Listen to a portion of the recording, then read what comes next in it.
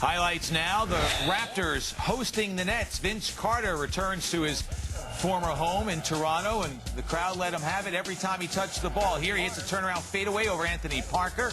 Nets jumped out to a 6-point lead, but then TJ Ford finds Parker in the corner for the open three, and Toronto regains the edge. They would have a 22 run in the first quarter, resulting in a 10-point lead after the first period.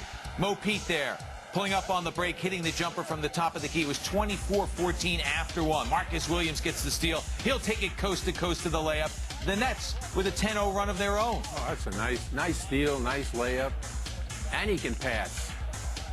Jorge Garbajosa drains the three from the top of the arc for the Raptors, who came into tonight's game 8-14.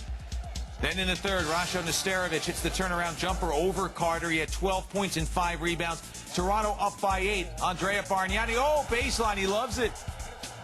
Yeah, he's got a little handle in him, this Bargnani. Huh? We always thought that he's got big hands. You could see, we just looked at him as a shooter, outside shooter, but he's got game. Toronto playing without Chris Bosh. Here's Morris Peterson, pulls the trigger on the three.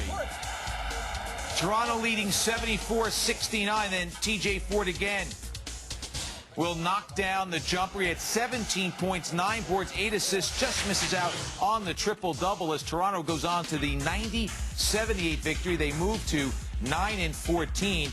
The Nets were going for their first 3-game winning streak of the season, Peter, but they fall, and they are now 9-13.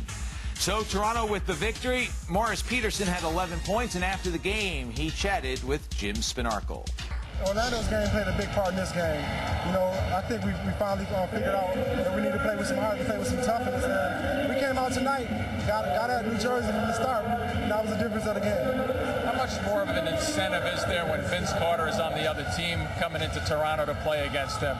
Well, I'll tell you what, when you look and see some of your old teammates on the other side, it's always an incentive because you want to beat them. And you know how competitive he is, and last year he hit a shot at the buzzer to beat us, and that's always stuck in the back of my mind. But you know, Vince came out and played hard. It just wasn't his night. But I think guys, on our side, we came in playing hard, did all the little things and the things we needed in order to win the game.